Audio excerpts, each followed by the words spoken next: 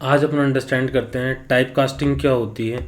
Type casting क्या होती है, कन्वर्ट करते हैं हम एक डेटा टाइप को दूसरे डेटा टाइप के अंदर, उसको अपन टाइप कास्टिंग कहते हैं। सो टाइप कास्टिंग कैसे होती है पाइथन में, मान लो अपना एक वेरिएबल है ए बी एंड सी,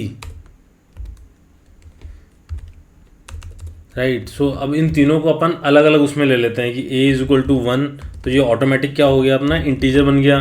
इसको अपन 2.0 ले लेते हैं तो ये अपना क्या हो जाएगा, फ्लोट हो जाएगा।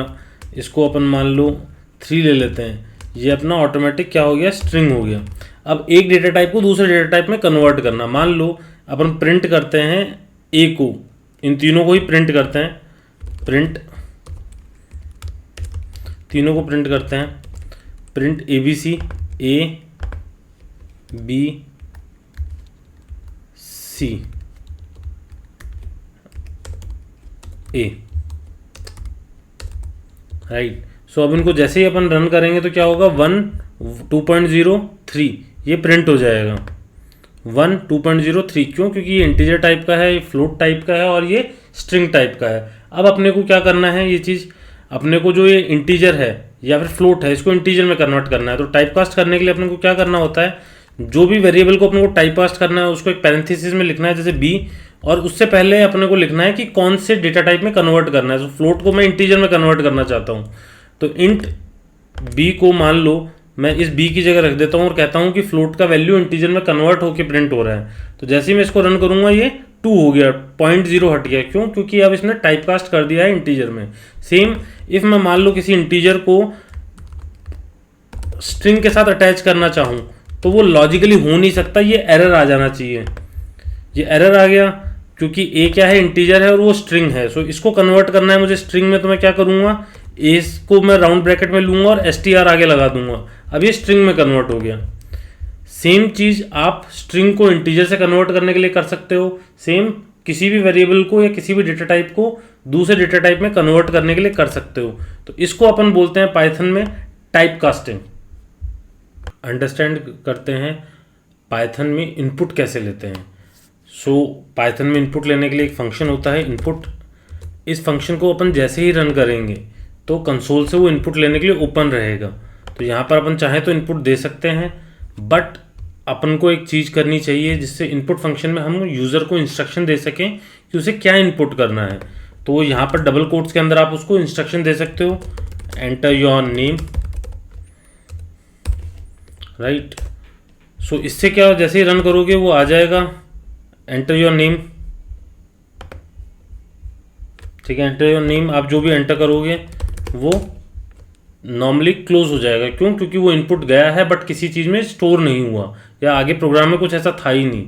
अब अपन क्या कर सकते हैं, इसको स्टोर कर सकते हैं नेम वेरिएबल के अंदर जो स्ट्रिंग टाइप का होगा, क्यों, क्योंकि जो इनपुट फंक्शन से रिटर्न आता है वो स्ट्रिंग में ही आता है, ठीक है। सो जो भी आपका रिटर्न आया वो नेम में आके स्टोर हो जाएगा, जो भी यूज़र इनपुट देगा, और फिर अपन इसको प्रिंट कर सकते हैं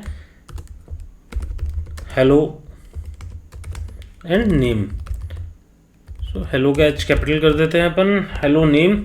इफ अपन इसको रन करते हैं तो क्या आएगा, नेम, जैसे ही मैंने नेम एंटर किया पंकज, हेलो पंकज आ गया। मैं इसको फिर रन करता हूँ, मैं कुछ और नेम एंटर करता हूँ,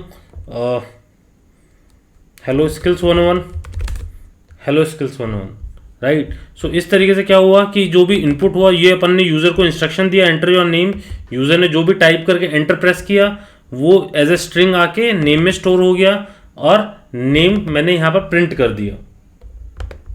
कहते हैं कि अपन कैसे इंटीजर का इनपुट ले सकते हैं, क्योंकि जो इनपुट फंक्शन से रिटर्न आ रहा है वो स्ट्रिंग फॉर्मेट के अंदर आ रहा है। अब अपने को क्या करना है, उसको टाइप कास्ट करना पड़ेगा। सो जो भी अपन इनपुट ले रहे हैं, इफ उसको फ्लोट में करना है या इंटीजर में करना है, तो अपने को क्या करना है, इसको इंट एंड इसको राउंड ब्रैकेट के अंदर कर देना है एंड देन रन करना है।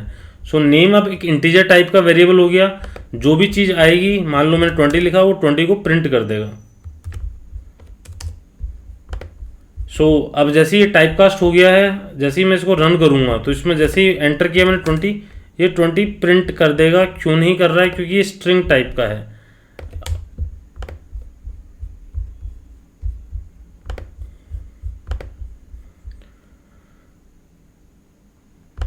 जैसे ही मैं इसको रन करूँगा अब तो मैं क्या करूँगा, जो भी मैंने मान लो 20 लिखा वो एंटर किया, 20 प्रिंट हो गया। बट अब मैं क्योंकि ये इंटीजर टाइप का है तो इस पर मैथमेटिकल फॉर्मूला कर सकता हूँ। So name is equal to name plus 10। So अब जो भी चीज़ मैं एंटर करूँगा उसमें 10 ऐड होके आएगा। तो मान लो मैं 20 एंटर करता हूँ